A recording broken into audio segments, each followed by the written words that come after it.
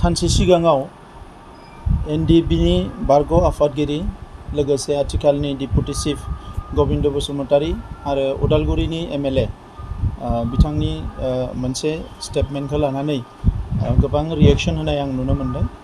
दा बेवहाय माखासे सुबुंफ्रा एसे सेन्टिमेन्टेलि खोथाखौ बुंदों आरो माखासेया इन्स्टिगेट खालामदों।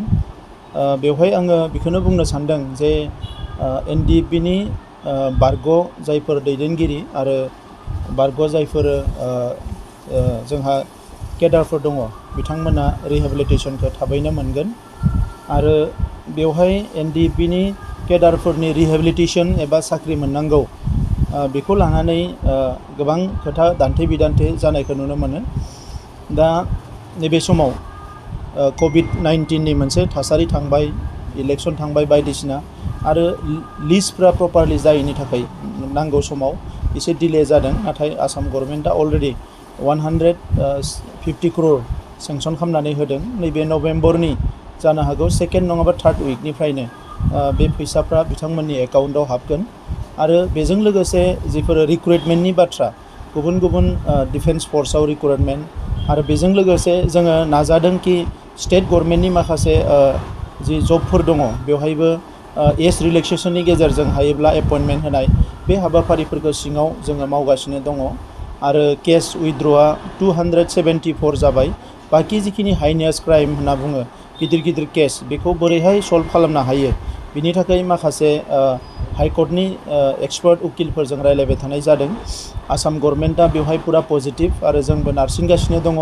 दा बेवहाय आङो आसाबादि जे हाइनेस क्राइमफोरखौबो लासै लासैनो सल्भ खालामनो हागोन आरो जेलाव थानायफोरखौबो जोङो माखासे समनि गेजेराव बिथांमोनखौबो जों बरनजोबनो हागोन। नाथाय बेवहाय माखासे मानसिफ्रा जोबोद इमोसनेलि खोथाफोरखौ सम सम बुंनानै थासारिखौ जोबोद गाज्रि खालामो। जोंनि जेंनाया दिनैनि नङा, 30-40 बोसोर बड'लेण्ड सोमावसारनायनि माखासे केसफ्रा दाबो दङ। बड'लेण्ड मार्टियार समफ्रा गोबां बै समनियाबो रिहेबिलिटेसन मोनजोबाखै। थांनाय समाव जोंहा गोबाव सम गावनिनो गभर्नमेन्ट दङमोन नाथाय रिहेबिलिटेसनखौ जेरै मोननांगौ बिदि मोनाखै।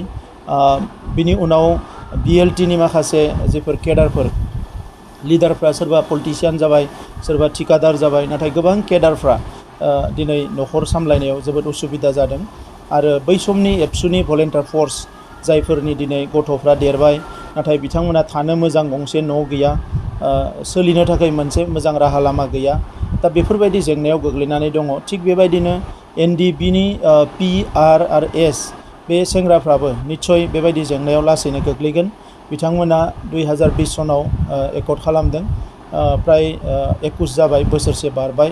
दा बे जेंनाफोरखौ वान्स फर अल सलुसन खालामनो थाखाय जोङो माखासे राहा लामा लादों। आङो नायदों निउसाव गबिन्द बसुमतारी बिथांनि जि स्टेटमेन्ट बेवहाय खौरांगिरिफ्रा जेरै सोंदों जा बेवहाय बिथाङा बे रिप्लाइखौ होदों आरो आङो बिथांजों सावरायदों। बिथाङा खुनु गाज्रि इन्टेनसन लानानै बुङाखै। गोबां समाव खौरांगिरिफ्रा माखासे कुइसन सोंनायाव एमब्रेस खालामो आरो गुबुन हारिनिफ्रा बांसिन गोबां समाव जोंखौ एमब्रेस खालामो पलिटिकेलि। आं थांनाय गोबाव सम एबसुनि आफादगिरि थानाय समावबो गोबां समाव एभयड खालामोमोन नाथाय गोबां समाव जोंखौ गोबां एमब्रेस खालामो आरो माखासे नाङै एन्सारफोरखौ होनो थाखाय इन्स्टिगेट खालामो। दा बेखौ लानानै जोंनि गेजेराव बेबायदि सानलायनाय जानो नाङा आं खावलायो। मानोना जोंनि सिन्था धाराया दा पजिटिभ जानांगौ, हारिखौ जौगाहोनांगौ। सोमावसारग्रा रिभलिउसनारि बा जोंनि जि मार्टियार फेमिलि बिसोरथ' दिनै नङा गाबोन अनसुंथाइखौ मोनखानांगोन। मोनफ्रोमबो मार्टियार फेमिलिखौ जों नायखानांगोन। एबसुनि मार्टियार फेमिलि, बिएलटिनि मार्टियार फेमिलि, एनडिबिनि मार्टियार फेमिलि गासैखौबो जों नायखानांगोन आरो जों नायगोन बेखौ। जोंनि गभर्नमेन्टनि टाइमाव जों जेसेबां हायो बिथांमोननि न'खरफोरखौ जोङो मदद होनो नाजागोन आरो बेजों लोगोसे केसआ उइथड्र जाजोबनांगोन आरो जि मोननै एकर्ड जालांबाय बिटिसि एकर्ड आरो बिटिआर एकर्ड मोननैबो एकर्डनि दफाफ्रा 100% इमप्लिमेन्ट जानानै जोंनि हारिखौ जाहाथे जों गोजौआव लांनो हायो बिनि थाखाय जोङो नाजागोन।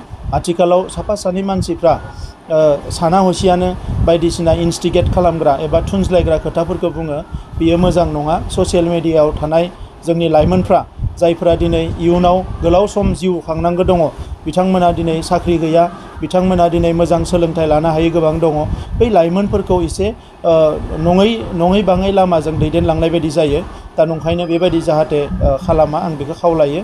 दा बे समाव गबिन्द बसुमतारी बिथांनि खोथाखौ बुंनो थाङोब्ला बिथाङाबो गोबाव बोसोर डिकेड्स एन्ड डिकेड्स बिथाङाबो सोमावसारनायाव बाहागो लादों। खाफाल मोजां दिनै रन्जन दैमारि बिथाङा सोमावसारनाय समाव जिउ गोमोरलाङाखिसै। गबिन्द बसुमतारी बिथांमोना जिउ गोमोरलाङाखिसै। गोबां दैदेनगिरिफ्रा जोंनि गेजेराव थांनानै थादों। जोङो बेखौ जोंनि हारिनि खाफाला मोजां होननानै बुंनांगोन। दा बेबायदि दैदेनगिरिफ्रा बबेबा समाव बबेबा खोथा फंसेफोरखौ एसे बेबायदि बुंफ्लाङोबा एबा बेबायदि सोरनिबा थुनज्लायनायाव माबाफोर बुङोबा बेखौ लानानै बाराद्राय एमब्रेस खालामनाया जोंनि थाखाय मोजां नङा। आं बेखौ खावलायो। आरो मोनसे बाथ्रा आं बुंबावनो सानदों। मोनसे टुइट नुनो मोनदों बेल एन्ड ब्लकआव हा बायनाय मानाय डिसिफोरनो पावार होनाय। बेल एन्ड ब्लकनि आयेना जोबोद गोरा। बे आयेनखौ गोसो बायदियै रावबो सोलाय सोल' खालामनो हाया। दा बिनिखायनो बेल एन्ड ब्लकआव थानाय जोंनि हारिनि मानसिफोरनि हा हुआ दिनैबो नामजारि जाजोबाखै। बैफोरखौ नामजारि खालामनो थाखाय मियादि खालामनो थाखाय जोङो गभर्नमेन्टआ स्पेसियेलि माखासे पलिसि जों आखायाव लादों। दा बिनिखायनो बे हा हुनि बेलायाव जोंहा बारा गिनांगौ गैया। जोङो बेखौ फैगौ समाव प्रटेक्सन होनांगोन। आरो दिनै जोंनि ओनसोलफ्राव जेरैबायदि हाफ्रा जों रैखाथि होनो हायाखै बेखौ 100% रैखाथि होनायनि थाखाय खामानिखौ जोङो मावनांगोन।